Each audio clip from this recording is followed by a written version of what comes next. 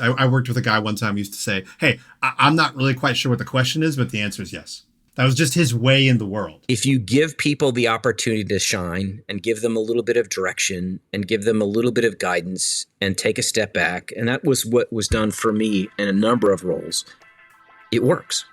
Because people really want to do the best thing they can, right? They really want to be the best version of themselves. It's Slackers, unscripted business insight from two lifelong builders. Jaime and Jonathan are here to show you how big ideas travel across industries. Consider it your weekly companion on the path to better work and a better way of working. When you look back on your life and career, it's almost never the promotions, the reorganizations, or the 5-year plans that shape you the most. It's often the small things. The sentence someone tosses out casually, a moment of belief you weren't expecting, a tiny spark that stays lit for years, long after the person who gave it has forgotten it entirely. We've both had those moments. You probably have too. And what's wild is this. The people who change our trajectory often aren't trying to. They don't even know they're doing it. They're just showing up as themselves, offering a little dignity, a little encouragement, a little, I see something in you. Today's episode is about that invisible impact. The kind of leaders and mentors create without even realizing it. And later in the show, doing something totally new, we're going to share a conversation we had with someone who embodies this idea better than almost anyone. Jim Cady, a 40-plus year executive who's been with big disruptive brands like Atari, Rio, Slacker Radio, SiriusXM, operating at the highest level. Someone who has shaped teams, cultures, people in ways most of us never get to see. But before we get to Jim, Jonathan, you and I wanted to start by talking about why these moments matter so much and how leaders can learn to recognize them and use them with intention. So let's jump right in. Man, I know you have got some pretty incredible stories about leaders who have made an impact on you and your life. What is the first thing that comes to mind for you with this topic? Yeah, I think the thing that comes to mind anytime I think about this is, and you touched on it a little bit there, is how small the gesture can be in the moment, and yet you can carry it with you for so long. There's certainly people who that comes just really natural to. Their inclination is to comment and praise and encourage and discover and all these things. And in a lot of ways, that's what makes them great leaders to begin with. But on top of that, I think we can all look back in our lives, and regardless of what your journey has been, there's moments along the way where somebody affected your journey, and in a positive way. And I think the way you spoke about it is really powerful, which is, it's a spark that stays lit.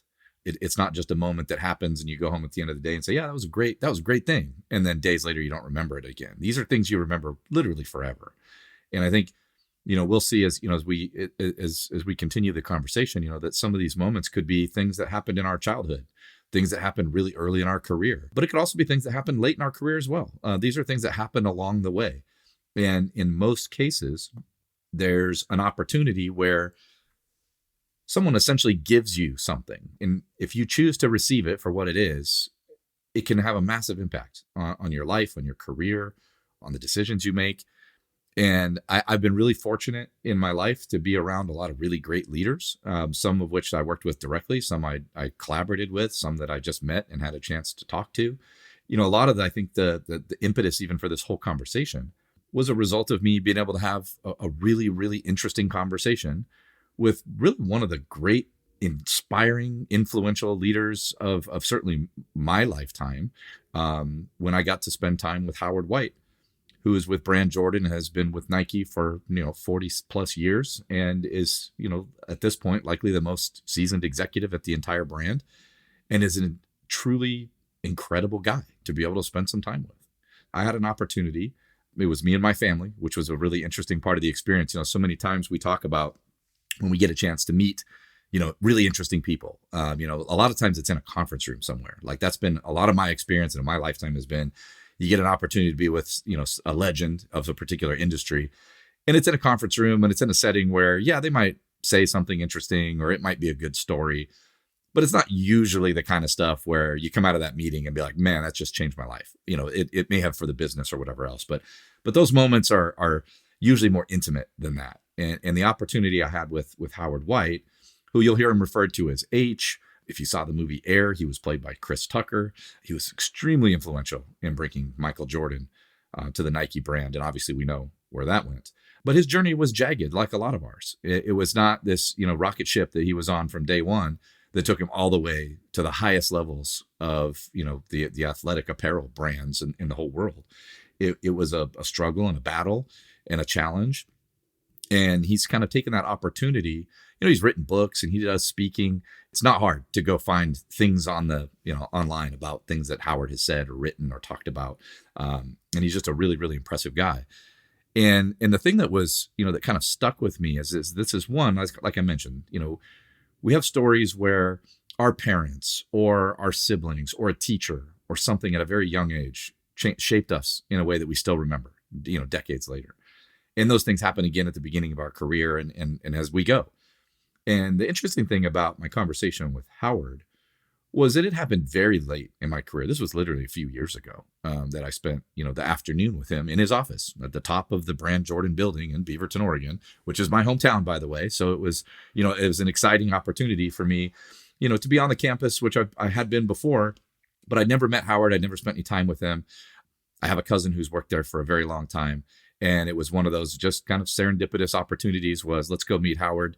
And he's such a gracious guy that he hung out with us for hours in his office, just sharing stories and imparting knowledge and wisdom. And it was one of those moments. There was an opportunity for me to listen to him share life stories, how difficult it was. His childhood was difficult. He was trying to become a professional basketball player and injuries kept setting him back, from high school to college to the pros of constantly having the opportunity right in front of you and then getting set back to the point where you had to try again in a whole different direction. For years in his life, he envisioned himself as a professional basketball player. And the irony being that when health didn't enable him to really do that, he became maybe one of the most influential people in the sport of basketball that has ever lived, right? He attributes that to lots of things. But, he shared some stories and then we'll talk about, with Jim as well. But this is a guy who's reached the absolute peak of probably, where his career could have gone, connected to maybe the greatest athlete, certainly of our generation, but, all of the things around the Nike brand and the Jordan brand. And yet one of the most humble, endearing people I've ever met in my entire life and authentic.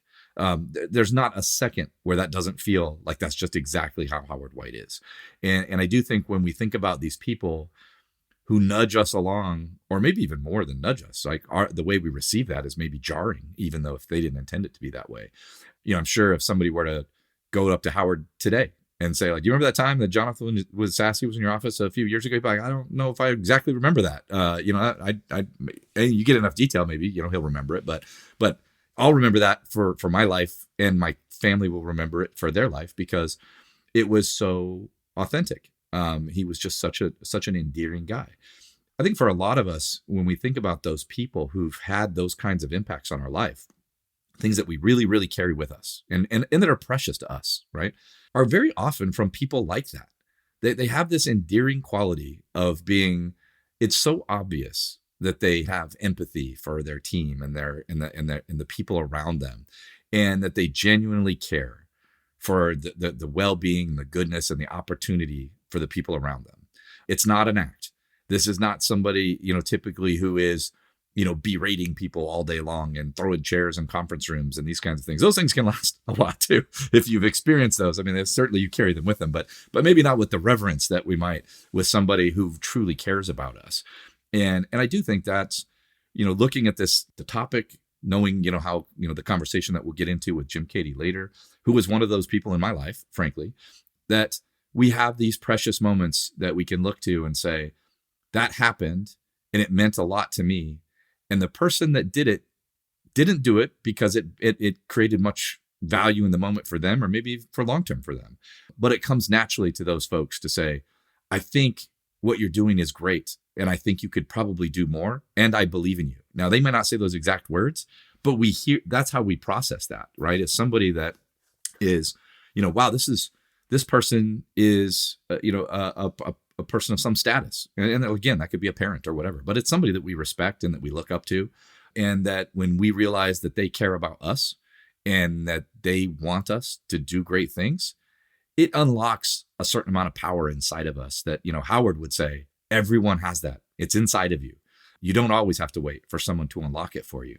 However, when someone does, you almost never forget that happened. I think that last bit is just nail on the head as to why we're having this conversation in the first place. I mean, we talk about a fairly broad, menu of things on the show when it comes to what we hope is the underlying promise of, just helping you do better work. But here we are in this bucket of leadership. Why are we talking about this component of leadership? Well, we're talking about it, I think, because it's an unbelievable force multiplier for your work. So sure, you can have sort of the moral conversation, the human conversation about why it's valuable and meaningful to spend time in this headspace. But by the way, this is also an incredibly powerful force to unlock value, productivity, forward moving energy in your organizations and your teams if you just intentionally apply some of these things. Because really what we're saying is, I think, part of the responsibility of being someone's leader goes far beyond your ability to have an impact on decision making or operational responsibilities. Some of the biggest impacts you have as a leader are on people's lives, on how they view themselves and psychologically. And that's incredible because we've certainly, you and I, to your point, we've felt it professionally. I mean, I love a lot of the things that Jim gets into. I mean, talking about things that impacted him when he was a kid, things that impacted him when he's a, seasoned executive. It's incredible, the sort of common threads. We all have those. I would challenge anybody, on the airwaves here, on the line listening, to reflect back on those. I would almost guarantee you can pinpoint some of those moments. And part of, I think, the assertion we're making in this episode is that is a superpower. If you see it and you realize that you can apply it intentionally, that you can make an impact in these small moments in other people's lives. And if you just think about how to do that on purpose, that's incredibly powerful. And maybe to your point as well, and some of the Howard, insight is sometimes it's not going to be there for you. You got to think about how you can create that kind of momentum for yourself. Sometimes it's about being able to get up in the morning. I mean, I had to have a conversation with my dad a while back. My parents have moved recently to a new place in retirement, and they're not down the street. They're several hours away from where we are. But he was talking about trying to spend more time at the gym, do more stuff to keep himself moving and fit. And I was having a conversation. I said, you know what? When it comes to my own habits around going to the gym, I kind of realized I can't think about going to the gym. If I think that's my goal, it's not going to happen. I have to get up and be like, I'm going to put on my gym shoes. I have to put on my sneakers. Like, that's the commitment. I have to find this bite-sized portion of the job to keep myself energized to go do it. But I say that because that's part of that little interaction that I have with myself that creates ripple effects that push me towards the outcome that I'm looking for.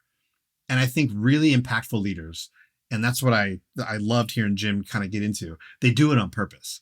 They understand that those small interactions have ripple effects. Hey, man, you don't get to choose whether people internalize every word that you say, but you can choose what words you say. And I think that's what we're kind of arguing is worth thinking about, being thoughtful about. I was a pretty young CEO, in life. I might have still been in my 20s, the first CEO position I had. And I didn't know. I mean, I wish, of course, we always do this. I wish I knew all the things I knew now when I first did that, but that's how we learn these things. And I was doing, the best I could, knowing that I'd kind of moved into that position because I would seize opportunities and people would promote me up. And it gave me the opportunity to lead an organization.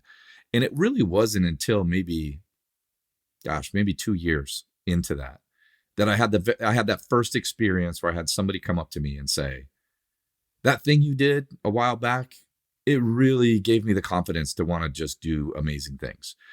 I'd never really had that conversation with anybody before. I might have felt it my own, someone doing that to me. But sometimes when we experience that, when we're the recipient of that, oftentimes it's coming from somebody who we're not even really comfortable having that conversation with. The thank you, that means a lot to me that you did this, right? And so we carry that on our own. We don't really acknowledge that it happened.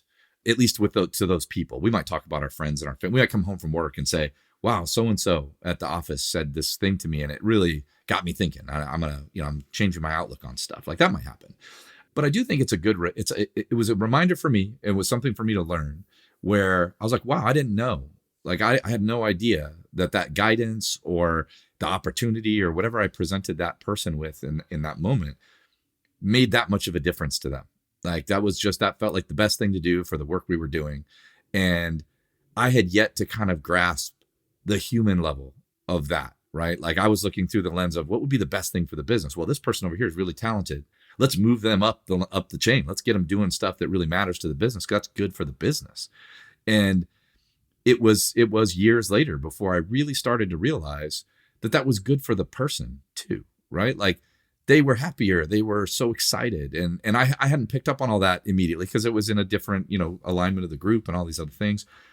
But I started to get those things. I started to be like, wow, okay, I've now had that happen a couple times. I've had people be like, thank you so much for like acknowledging me or giving me this opportunity or letting, challenging me to do something I didn't think I could do, whatever it might be, to where I started looking for that, like inherently looking for that, being like, wait a minute, this person might need a little bit of nourishment, right? Like, and if I give them this, it might unlock something special.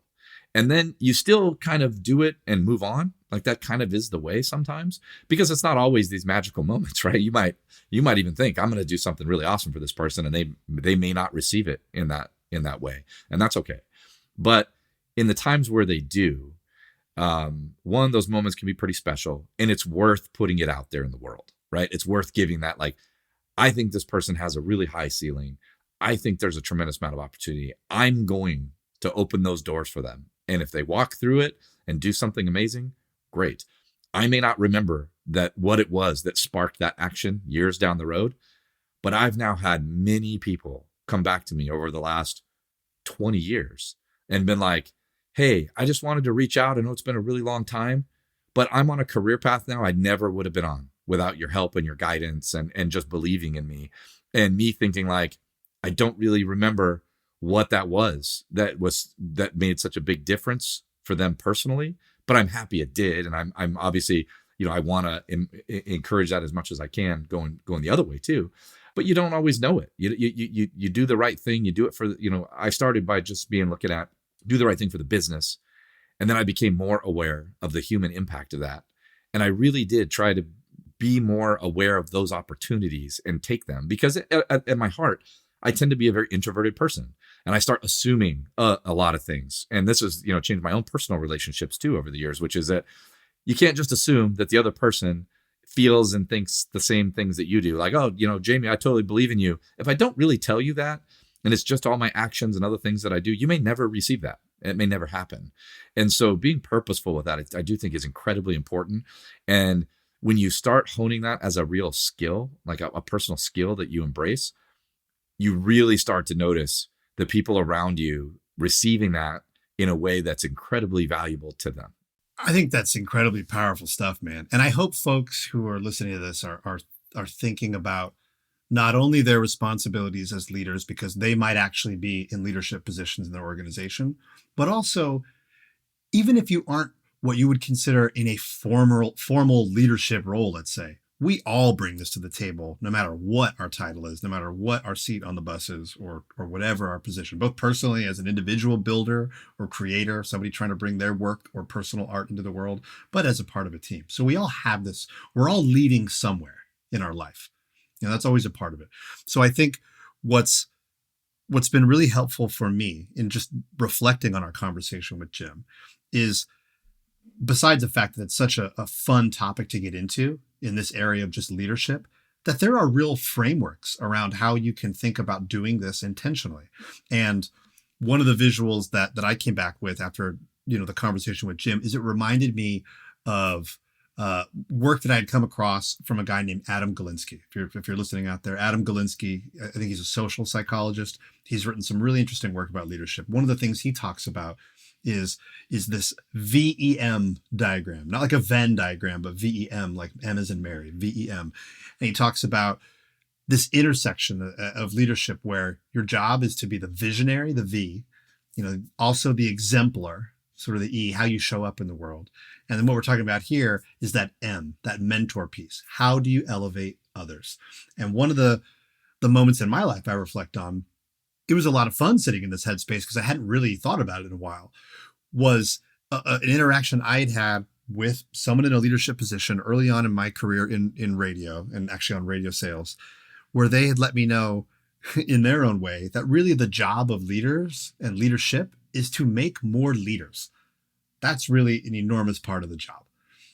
And that was a big unlock for me. It was wow, okay. That's actually that's on the job description for leader, is go make more leaders. I just hadn't thought of it that way. I want to make sure we get to Jim's conversation because it's just a lot of fun.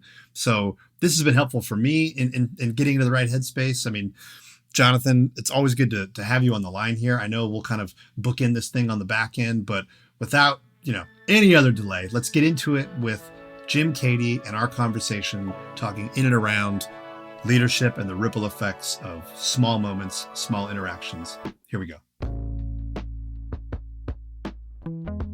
Jim, thank you so much for joining us here on Slackers. For starters, who are you and what the hell do you do? Boy, that's a wide open question, right? So I am a slacker from way back, right? So I retired about 2.5 years ago, and I now have a startup company that I'm working with, and we're kind of driving into the audio in the automotive vehicle space. And then I do consulting for 3 or 4 different companies just to kind of help them kind of along their journey after spending, I guess, almost 40 years in consumer electronics and technology products. It's worth probably acknowledging how fun it is to have a show called Slackers, where part of the impetus for the name when Jonathan and I were kicking this around was that's how we connected. It's also how, Jim, you and I connected. Jim, you were actually the one who hired me at that moment in time to come support our head of programming at the time and building out a version of Slacker that was trying to lean into differentiating around hosts and personalities and programming. So it's fun to have sort of a Slackers trifecta, at this moment in time with you on the line. So that doesn't go unnoticed. That's not nothing. Yeah, that's great. In the context of today, one of the things that Jonathan and I have been talking about a lot lately is how small moments, like little gestures, quick comments, simple encouragement, those little things end up shaping far more than we realized at the time. And you've led teams through all kinds of chapters, all kinds of transitions. So, we'd love to start the conversation by hearing your perspective. I mean, how do you think about the impact a leader can have through these everyday, small, sometimes totally missed interactions? Like, did anyone ever do that for you early in your career?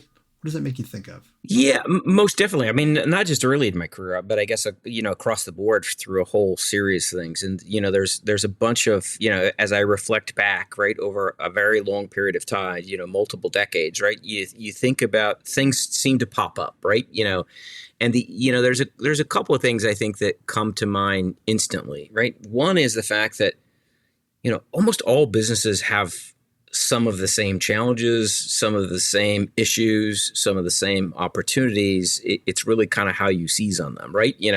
And it's also how you kind of manage through adversity that, I think you learn, at least from my perspective, you learn a lot more, right? I remember, back a few years ago, and we were having a challenge at my previous employer. And, it was a big challenge, right? I called my boss, who was the CEO, and I said, how do you think I should, manage this? And his advice was pick the best 2 people you need in the foxhole, right? And get them next to you and use the 3 of you and sort through it and call me when you figured it all out. Gave me the basic direction, but also allowed me to be able to kind of operate in that realm and being able to give me some feedback that helped me with regards to that. And I tell you, those for the next decade, for those 2 guys, those 2 people, I really kept them. Anytime we had an issue, those were the 2 people that were in the foxhole with me, right? I knew how they operated. I knew they wouldn't get stressed out. I knew that they would, help manage the situation, and I knew that they wouldn't lose their cool. And it was, it was really, really positive. But there's a bunch of things, like that I've been given along the way. And I'll give you a couple of more, quick examples. I took over as a public company CEO, and before my first board meeting, I sent my lead director a sample of the deck. It was literally, the PowerPoint deck was 100 pages long. And he called me back and said, I said, did you get it? Did you read it? Do you have any feedback? He said, yes, please send me the 10 pages you want me to read, because I'm not reading the rest. Right. And he said, if you can't tell me, what I need to know in 10 pages, right, then don't send me anymore. That causes you to go back and focus on things that are, critically important. There's a number of those kinds of things in my life, right, that my last boss, before I retired, had a whole host of gems, and I wrote a whole bunch of them down. One example is, don't mistake effort for results. You can try really hard, but at the end of the day, it's like a ball game, right? The scoreboard flashes how many points on each side, right? And the clock ends at 0, right? And it doesn't make any difference how much effort you gave, right? That's what goes in the box score. They don't have a little check mark in the box score that says, oh, they provided a lot of effort, and they really tried hard. At the same time, he also told me you're not going to win every one, right? So pick the ones that are really important to focus your energy on, and let the other ones go. Pick yourself off, dust yourself off, and do it again, because you're not going to win every one. Just make sure that that's the case, and make sure your people understand that as well, right? Make sure that they understand you're not going to win every one. Sometimes it's the ones you lose that you learn the most of, and just don't try to do it again. Another example that he gave me was the fact that honesty is the best answer. Shit happens. It does. Just face up, admit it, get some help, deal with it, get the people you can trust to help you with it, right? And then move on. Don't try to bury it. Don't try to, hide it, because it just gets worse. So, a variety of those kinds of things that I learned along the way in terms of, how to do things in some cases and how not to do things, right? It's one of those things you just pick up over time. As I've gotten older, I realized that, experience is sometimes really, really positive. But if you can blend that experience with, newfound energy and new ways of looking at things, right? And you can blend those things together, you can really accomplish kind of amazing things. That's incredible to hear you roll back the tape on all of that. I love hearing stories like that. But what I think is so fascinating as well is, from my point of view, a lot of the subtext in all of those stories is that you were able to have interactions with people in leadership positions where they weren't saying, hey, Jim, here's the instruction manual. Like, here's the step-by-step how to do it. What's going on in a lot of those examples are people who are sort of meeting you with the dignity and in the moment trusting you to do what needs to be done based on your collective experience. They're opening a door, not saying, here's what I want you to do after it. They're saying, here's the opportunity to go take a step through this door, and I trust you. So a lot of that just has to do with, at least what I'm hearing, things that have to do with meeting people with just dignity, seeing people for where they really are, having an honest assessment of what they bring to the table as a team member or a professional in whatever the context is. And that's so incredible. Those are some big moments too, right? Prepping for board meetings and big challenge at massive company. I mean, I almost wonder, can you think of a time where maybe there was something just micro, almost something that stuck with you that maybe has you going, man, I don't even know if that individual has a clue that they had such an impact on me. It was such a flyby moment, but boy, that stuck with me. Yeah, no, I can remember a good one, right? And and again, it goes back to the same boss I had for the the past decade or so, right? Which is, I would go in and and talk to him, right? And he would always ask very simple question and really want to understand the perspective. But at the end of the day, one that I took away and I used with all of my folks, right, for a long period of time was, I don't care what you think. What does the consumer think, right? And so here's a CEO of a Fortune 500 company that picks up the phone every Tuesday night, right, and calls consumers. The ones that are the worst ones, the ones that have had the worst problems that the organization has not treated well, or, not purposefully, but, has, struggled with or billed wrong, or, the service crapped out, or whatever the case may be, and called them and tried to solve their problem. And so I started that, doing that. And we used to sit there on Tuesday nights actually together and call consumer and find out, what do they think? Boy, some of those ones that, you got an email, that came in that, man, you thought, oh my God, their hair is on fire and there's so many F-bombs in the email that you couldn't even, read it effectively, right? And then you get them on the phone and they're just people. And they're just really frustrated that you caught them at a moment. If you talk them through it, you could solve the problem. And I'll give you an example of, so I took my product people and made them do the same thing. Before they'd introduce a product, I had them send it to multiple people, and then I had them talk to them. What do you really think? What do you really think happens, right? One of the things that Jonathan and I went through a very long time ago with a design firm was, the design firm came in, and it doesn't make any difference what it was, right? But the design firm came in and they wanted to lead us through the conversation. Here's why we chose this and this and this. And I said, no, don't lead me at all. Just show me what you've done.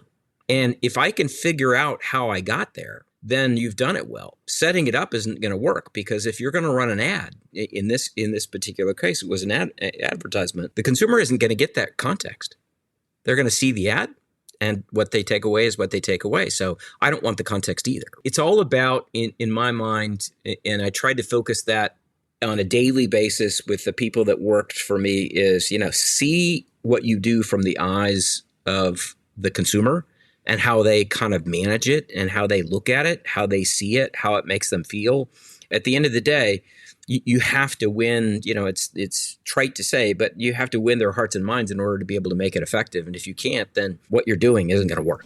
100%. It makes me think of maybe the other side of that coin. If you're within an organization and you're having experiences like that, because people in leadership positions are saying, hey guys, we are applying empathy for our customers strategically and on purpose. We are forcing them to have these interactions. You're clearly taking a posture of, hey guys, we care about this type of stuff, and which is great. The other half of that coin is, what am I doing as a leader? I would think to try to identify who on my team, to the degree they exist at all, is leaning into that message. Like, who is it? Have I got the right people here who are receptive to this? Or do I have receptors up for detecting who those individuals are? How do I, as a leader, encourage maybe a junior person to become the kind of person that's going to lean into something like this?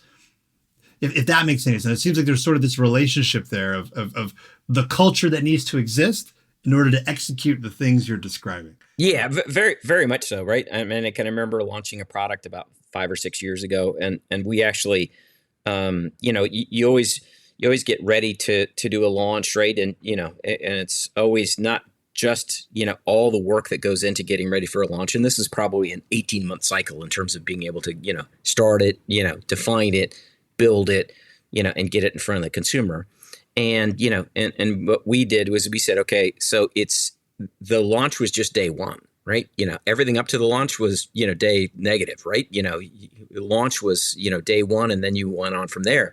But what we did, which was really kind of simple and, kind of silly to a certain degree, is we went out and got tattoos, those temporary tattoos. We actually found ones that would last for like 2 months or something. And we actually gave everybody on the team a tattoo, and we put it in a space where everybody could see it. They all wore that tattoo, right? And we gave it to them 3 days before launch, so that it would last 3 months after the launch, right? So that they could actually, what is that? What was that? So it just made the simple thing. It just made them think about what they were doing and, how they were thinking about it. And it would be a reminder on a daily basis. Because, the problem with those kinds of things, and specifically in a product launch like that, is that, people, we move in this fast-paced world, so people want to go back into the hole and start working on the next one, right? Well, the first one isn't kind of materialized, right? So the next one really doesn't make any difference. So we did peel off part of the team and sent them back to, to start on the next one,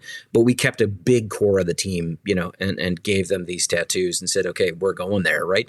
And by the way, I had the tattoo too, right? So, and we took a bunch of pictures with regards to everybody having their tattoo, and they wore it with pride. This was, 50 people in an organization of 5,000. Those 50 people got a lot of questions from the rest of the organization about it, and it just made them think about it and made it be that much more relevant.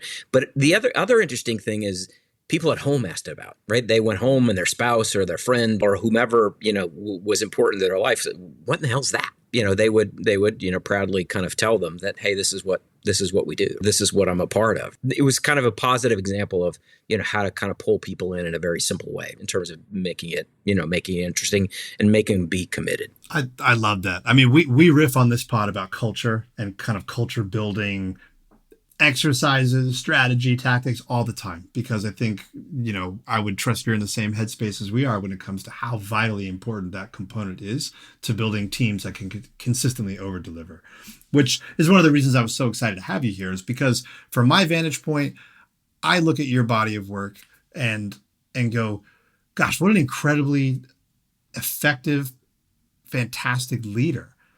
And then part of why we wanted to have a conversation today, though, is getting to almost like the origin story of that within you. Because I really want to try to get to a place where we can learn more about maybe who first saw leadership in you. Like, how does one start to get to the place where they go, hey, I could do this. I could be this. Maybe I could build teams like that.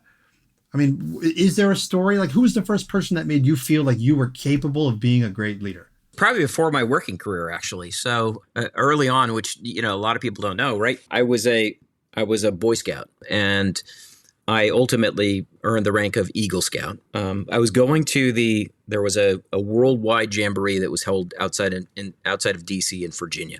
And it was just, a couple of the older boys, I was not one of the older ones, right? Came up to me and said, we think you should be the leader. I said, why? And they said, because people just kind of follow. You don't shy away from the work, and yet everybody can kind of identify with you, right? So it's not like you're just giving orders. It's like you're, in the hole next to them, right? Digging the hole if need be, right? People kind of follow, right? So I look back on it, actually. I didn't know it at the time, but I look back on it as kind of, an honor, right? So I'm like, well, I'm not sure I really want to do that. And I'm not sure I'm really good at being able to do that. But they convinced me. So they elected me to be the leader for the United States, right? In that world conference, right? And it was a big honor, right? And it was one of those things that, kind of kick things off in terms of, hey, I can figure out kind of how to get people to do what we need them to do what they want to do.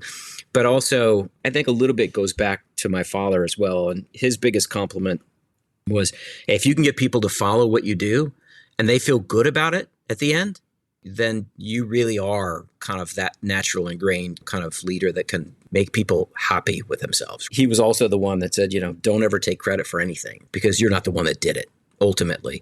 And so, I think there were some very just early things that helped me kind of form some of the ways that I think about things, right? And if you give people the opportunity to shine and give them a little bit of direction and give them a little bit of guidance and take a step back, and that was what was done for me in a number of roles, it works. Because people really want to do the best thing they can, right? They really want to be the best version of themselves, at least most people that I've ever met. Sometimes it takes a little bit to get out of them, right, in order to be able to do that. And sometimes it takes them to get a little bit over their skis. And the best thing you can do as a leader is try to figure out kind of how do you push them a little bit? How do you push them to the point where they're just a little bit uncomfortable, and do that? And I did that a number of times in my career where, hey, I walked out of a meeting room with a bunch of product people and I said, I'm not going to make this decision. You guys are all, on different pages. I'm going to send food in, and you guys come and tell me when you're ready to present a position, and I want you guys to figure it out, not me. Too many places wait for somebody else to make a decision, right? And ultimately, I don't think that that's how the best things work. I think collaborative effort in a constructive way is a really, really positive thing. And, early in my career at one of our startups, I swear we used to have fights, right? We used to throw food at each other, and I stood on a conference table at one point and ran up and down, and the legs broke and it fell to the ground. It was passion in the right way, and everybody kind of got it. I think it was early on, and then I just kind of carried on some of those things, throughout my working career as well. I mean, Jonathan, I don't want to soak up all the oxygen here, but I mean, I love hearing stories like this. That's part of the reason we wanted you to be a part of the conversation today, because I think in this episode, we're hoping that maybe folks, who are listening are acknowledging that we're all carrying around origin stories in our heads. The brands we work for and the companies we work for have origin stories. And to the degree that we're even aware of them in the first place, those stories have an enormous impact on how we operate in the world, the way we bring our products and services to our customers, the way we interact with the people in our lives and our relationships. And I think one of the assertions we're kind of making, or hoping we can make in this particular, episode, is that origin story, first and foremost, you got to see it and acknowledge that it's a story. And in many cases, that story is the artifact of something that happened in your life, real experiences. But perhaps that origin story isn't serving you anymore. Or maybe you don't have an external force that's helping to supply you with the kind of story that ultimately will get you to where you want to go. And in those cases, it's almost, to what degree are you aware that you can kind of pump your own gas? And you got to start thinking about what should my origin story be? Yeah.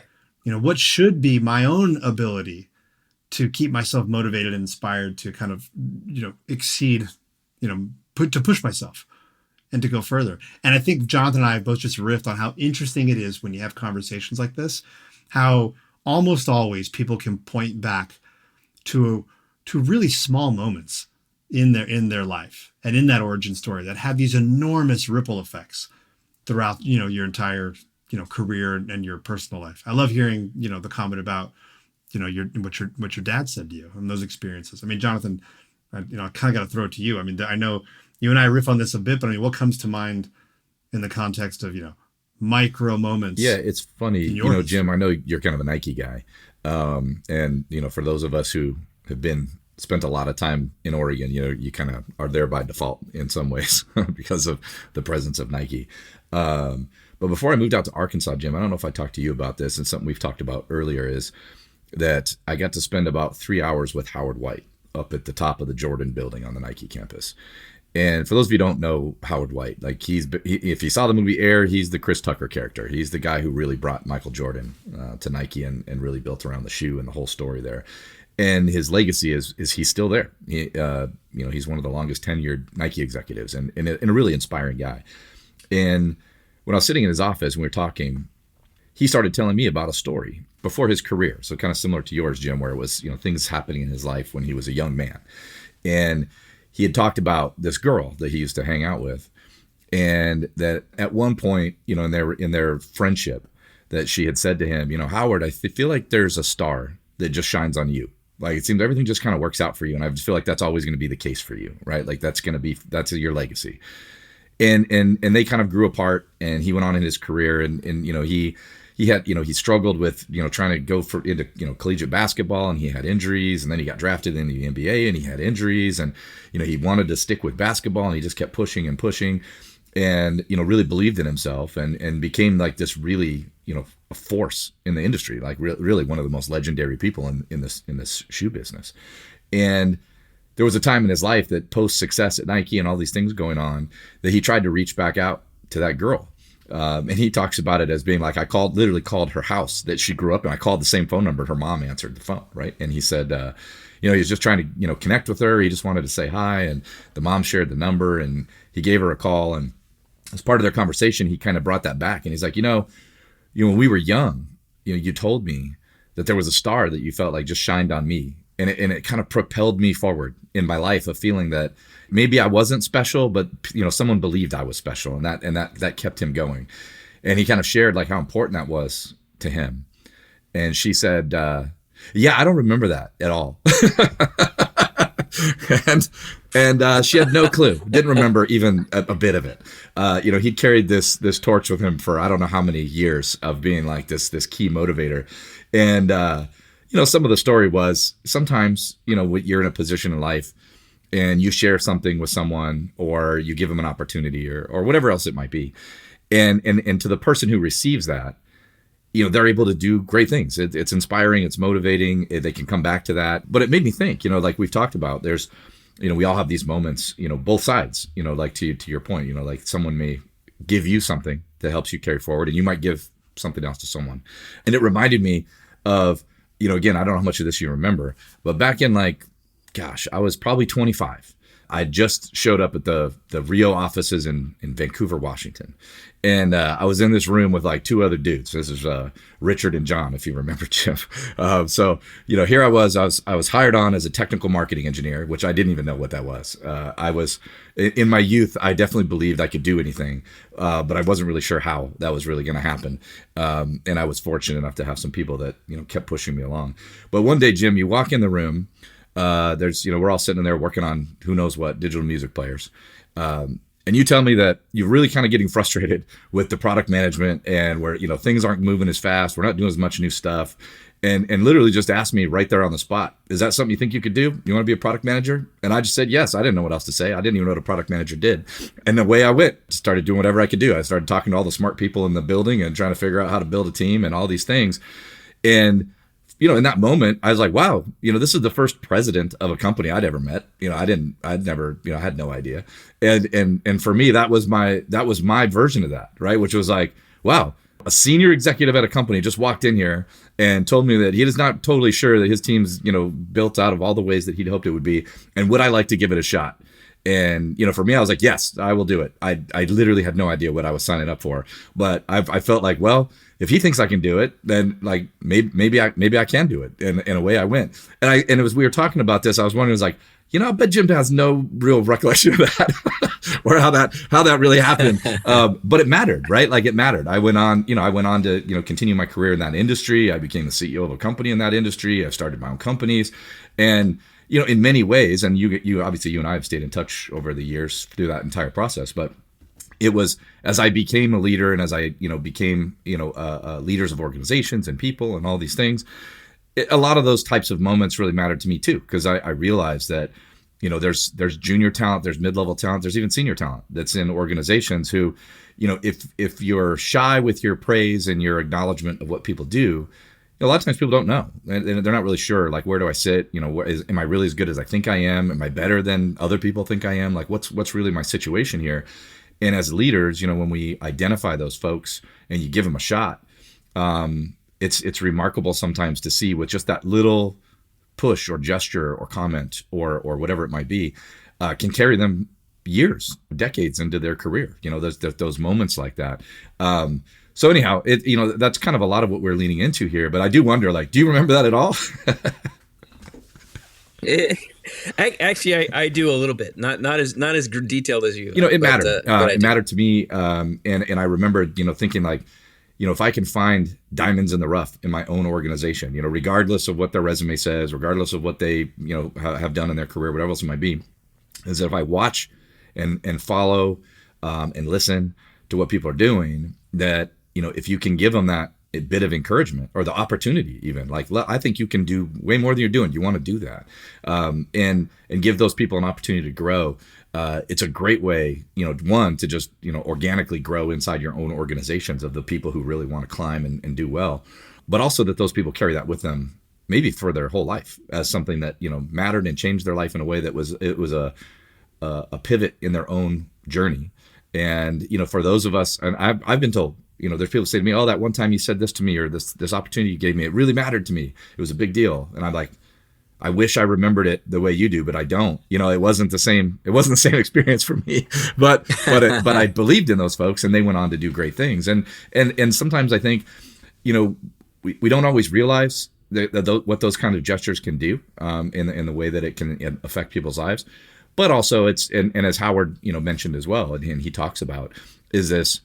You can't always just wait for those things to happen either. Like that's in you somewhere, right? The ability to push forward. Jamie's point, pump your own gas. Like at some point, we all have that. It's nice when someone identifies it and validates it around you. But there's also opportunities to kind of find that journey of being like, I can do this. I have the ability and I can succeed. And there's great opportunity in front of me.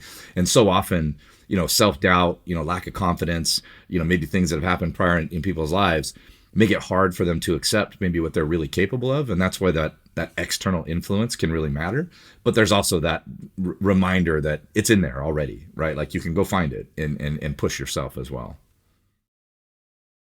Yeah, totally. Right. I mean, I remember that's a great story. I remember one where, it was actually it was my first startup, right? I was literally getting on a plane, going to Europe.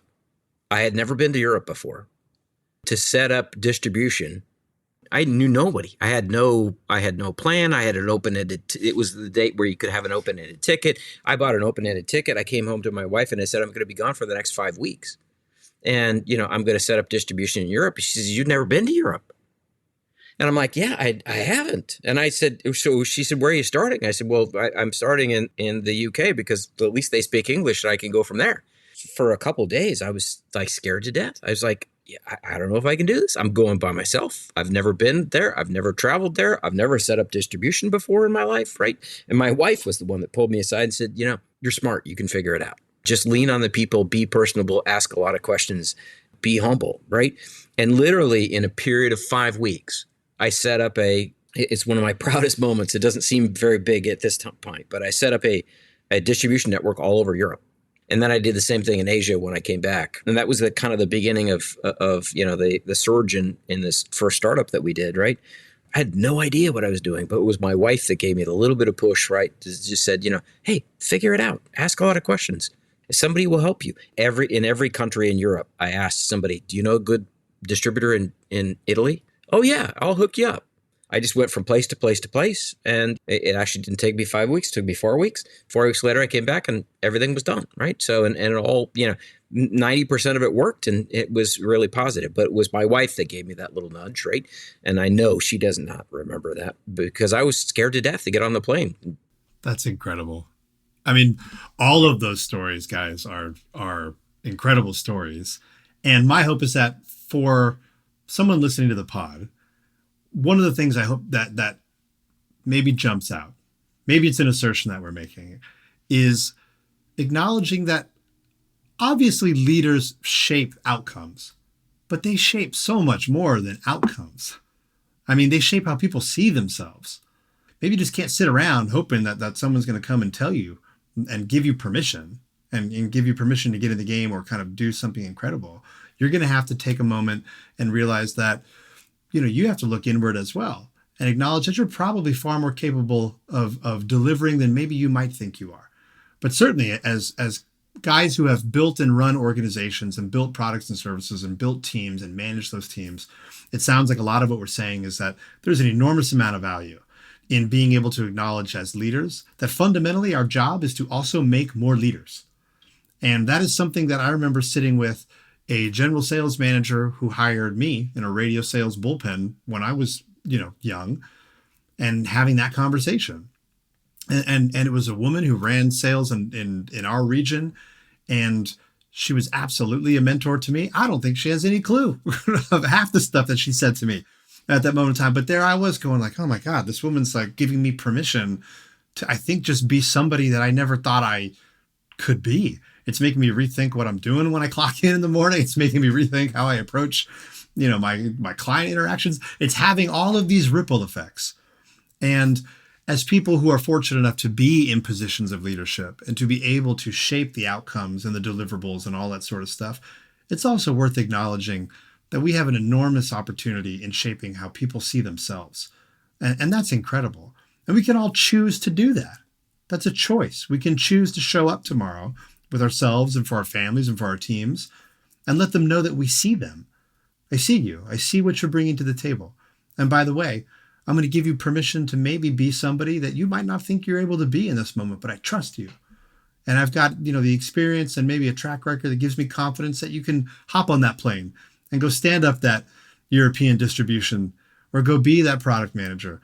And I just think that's an unbelievable superpower that just isn't talked about enough, which I hope is part of, what we're able to do here, today. And that has value ultimately to somebody on the other end. I agree with you, right? But I think also sometimes not asking for permission and taking your own initiative and actually doing it, right, is, sets yourself up to then be given some of those additional opportunities, right? I've had people in my past and I made a practice of doing this, right? Of, hey, this isn't going right, so I went and did this, and this, right? And I'm ready to, kind of course correct what we're doing or change what we're doing in order to improve it. Are you good with it? And already all the homework had been done. It's hard to say no, right? But that was the kind of person that versus coming into the office, right, and saying, hey, we have a problem, versus, hey, we have a problem and I've thought about it, done something about it, and I just need the okay to go. That then tells you a lot about that person and their ability then to be able to be given more responsibility or more authority or, different opportunities than they would have had if they hadn't taken that initiative. And one thing, Jamie, I know you say themselves. this a lot. We've talked about it on the pod before too, is that while organizations may not always be willing to give you titles and promotions and money, most places are willing to give you as much work as you want to do. And And when you embrace that and you actually lean into it, and that was one of the things early in my career is I always felt like if anybody asks me to do anything that I think is even possible for me to do, I'll take it. Like somebody asks me to take out the trash before I leave at the end of the day, I will do that. I want people to view me as somebody who's willing to do whatever's needed in order to move things forward and get things done.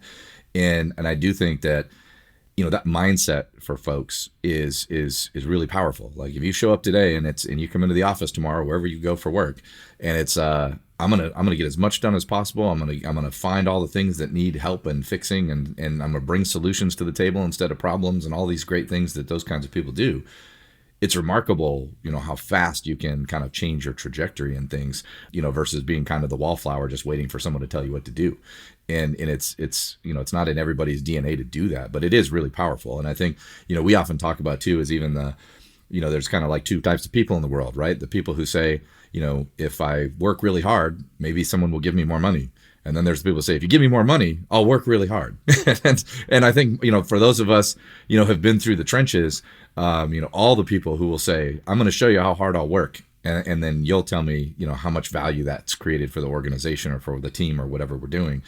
Those are the folks, that we still see and interact with years later are the same people who were like, yep, those were the ones that always would, they bite off anything you throw their way. And now I look around, 20, 30 years later, and a lot of those same people that I was around then have reached pretty high levels in their careers, and in their life and other things as well.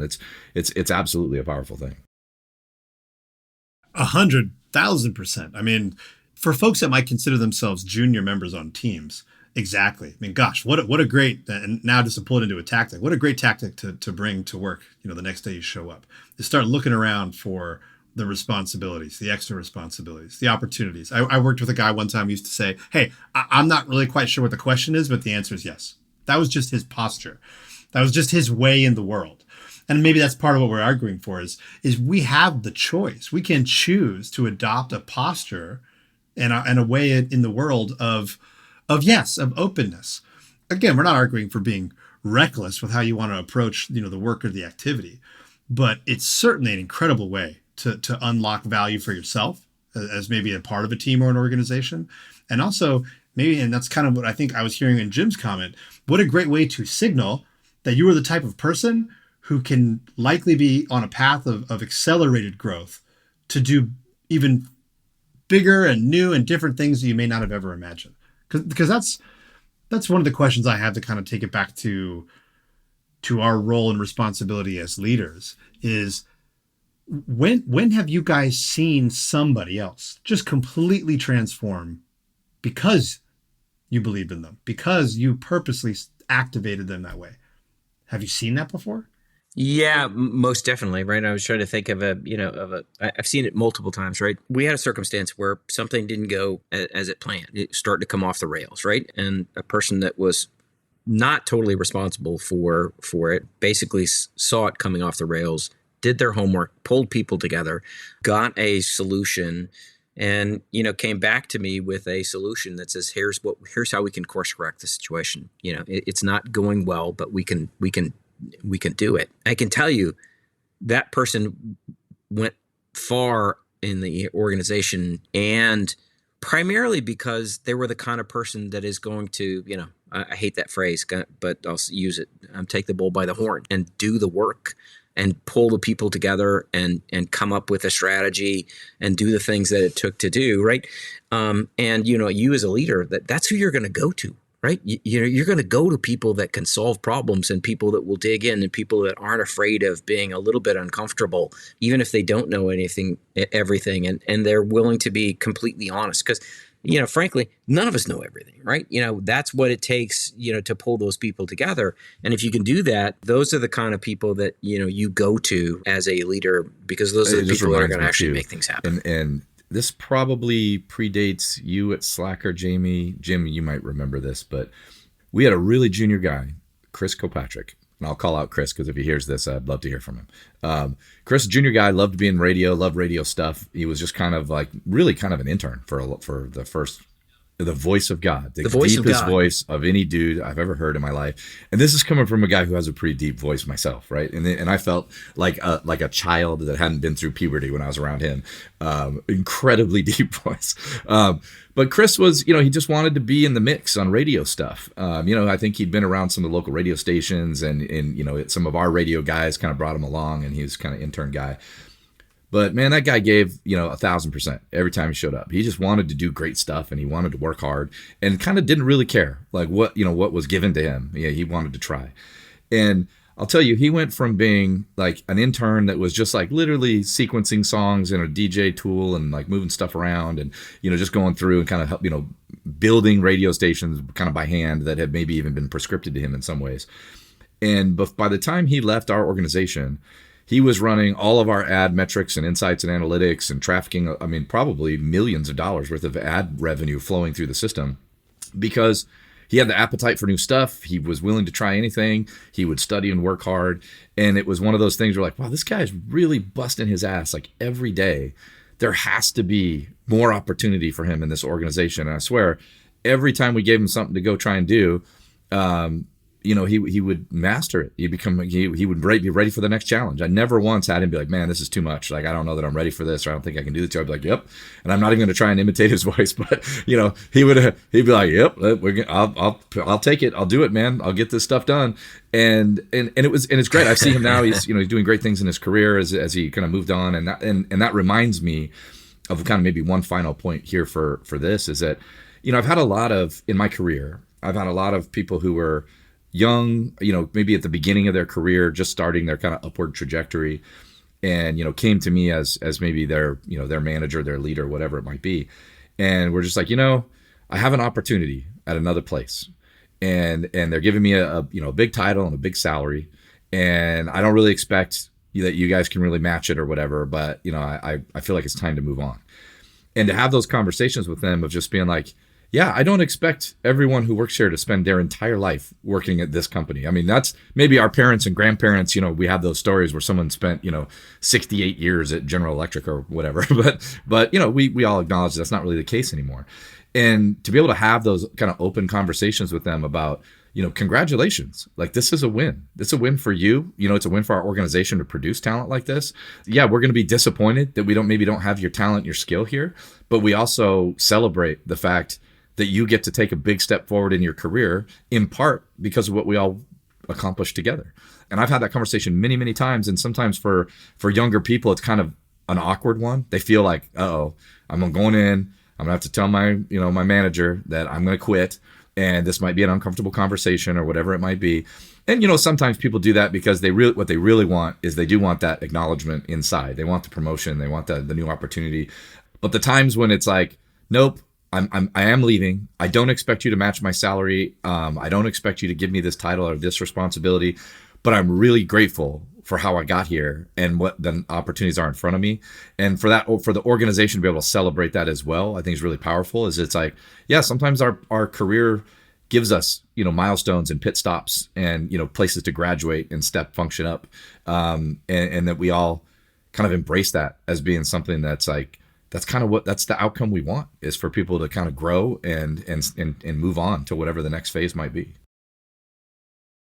That's an incredible tactic that I hope somebody listening might just take away and file in the filing cabinet of leadership oriented tactics. If you need to pull one out, is maybe acknowledge that as people in leadership positions, management positions, we often have a bias to look at our teams, our people, through the lens of how they came in the door of the organization. Well, you came in wearing this costume and this uniform. I got to fight my own internal bias that you're still that person, when in all likelihood, you may have evolved into a very different person. And I actually may be underutilizing, and perhaps there's just some disconnect there. I think that's an excellent, takeaway for someone in a position, just to kind of reflect on, as you look across your team, what lens are you looking through as you kind of evaluate those individuals outside of performance and all that other stuff, and maybe acknowledge that bias of, I kind of still look at you, wearing the same outfit you wore when you came in the front door. I mean, Jim, maybe as you wrap this up, what is one piece of encouragement that you think leaders really underestimate the power of? And that's kind of what Jonathan's story made me think of. Yeah, I think, I think it really is the initiative that you take, right? And the way that you look at things. And what I mean by that, I guess, is, and I'll give you, two examples without people's names, right? Because I don't want to embarrass anybody. But I have two assistants that were assistants for me in the past. You would call them an executive assistant in my past, right? They are both vice presidents at Fortune 500 companies at this point. Because they took the initiative. One of them came in and said, I said, "You're way overqualified to be my assistant." And she said, "Yeah, I know, but I want to learn. I want to learn. I want to observe. I want to see everything so that I can figure out kind of the path and journey that I want to go on." Right. And being your assistant is the best way for me to be able to do that, because I get exposure to everything. But it wasn't, it was the encouragement of that. And I've seen multiple other people kind of in my life that have, played completely different roles, but the initiative and willingness to learn, and not just learn in your lane, but learn the rest, right? And I'll give you an example. Interesting enough, the two people in finance knew more about technology in the company than many of the people that worked in the technology group, because they took the time to learn. And they became hugely valuable, not because they were going to become technologists, but because they could challenge the organization. They could help the organization from a different viewpoint, right? From a different lens. And I think seeing the entire picture, not just driving in your own lane and seeing how you can do that, I think is super helpful. And I think something that people mistakenly don't do as much as they should. And understanding all the drivers and, and KPIs and metrics in your business, right? And how the consumer thinks about it, all the things that make sense. And that, hey, well, the marketing people are going to focus on that. Well, no, I want to learn, right? I want to learn a little bit about that. And I want to learn a little bit about this. And I want to learn a little bit about that, right? Because of the fact that they then understand the business. They don't understand their lane. They understand the entire freeway and how it operates. And once you do that, it unlocks a lot of power and a lot of opportunity. I mean, undoubtedly, being able to intentionally and purposely put effort into seeing the whole game board and just leaning in and being interested is insanely valuable. So what a fantastic insight that I hope folks, take away as something that they can think about for themselves in the way they behave. I guess maybe I will sort of end it with you, Jim, by asking if there's one thing that you would encourage someone else to do this week to kind of create maybe a little ripple effect for someone else, what might that be? It goes back to, it's really going to sound stupid, right? I'm going to give you two, right? I'm going to give you the first one. My father was in the Navy, and my father was a big person about accomplishment. And my father was a big person about, how do you make sure that you get things done? His whole attribute to me in growing up was make your bed every morning. You've done something. You've done something before you've brushed your teeth. You've made your bed. You can count on the fact that, hey, now I've started checking off the list. So that's one. But I think the more important one is really try, in my opinion, to accomplish something every day. Move the everybody has a different analogy for it. If you listen to Coach Lanning at the University of Oregon, the Duck football coach, right? He'll tell you, be 1% better every day. Just 1%. And my old boss used to use something very similar. Just 1%. Just 1%. Can you be 1% better today? Can you do the two toughest things that you didn't want to do? Can you get those done and get them done before lunch, right? And then the rest of the day seems pretty easy. But I think, you need to find kind of what that navigation is for you. But, that 1% better every day makes a big difference if you can actually do that. Just find the one that works for you and make sure that those are accomplished. And I think those little accomplishments, the more you do them, they add up into big accomplishments over time. Jim, thank you so much for being here with us today. Where can folks find you online or find your work if they're interested in learning more or seeing more about what you've got going on? Probably nowhere, right? That's the key, folks. It's not there for you. I'm not there for you, right? So I will post it on my LinkedIn here in January, right, where I am, right, when we make our kind of coming out announcement of our little startup. Brilliant. Jim Cady, thank you so much for your time today. It's great to see you again, man. Thank you for being so generous with your stories and your time with us. And we'll talk to you soon. Yeah, good to see both of you. Absolutely. Take care. Have a good day. All right. Well, that was our conversation with Jim Cady, someone who has spent a career proving that the smallest moments of belief can change the arc of a life and a team. I mean, we're grateful he joined us, and we hope something in that discussion sparked a bright star moment for you too. So maybe this as a takeaway: do not underestimate the power of a sentence, a gesture, or a little bit of dignity. Those are the things that compound. Jonathan, that's it for us. Man, it is always good to see you. We appreciate you listening. I'm Jaime. And I'm Jonathan. You can find our work online. Check the show notes. Drop us a note. Say hello. There's a link where you can ask us a question. You can follow us, online. We love it when people say hi. Please say hello. Thanks for being here. This is Slackers. We'll see you next time.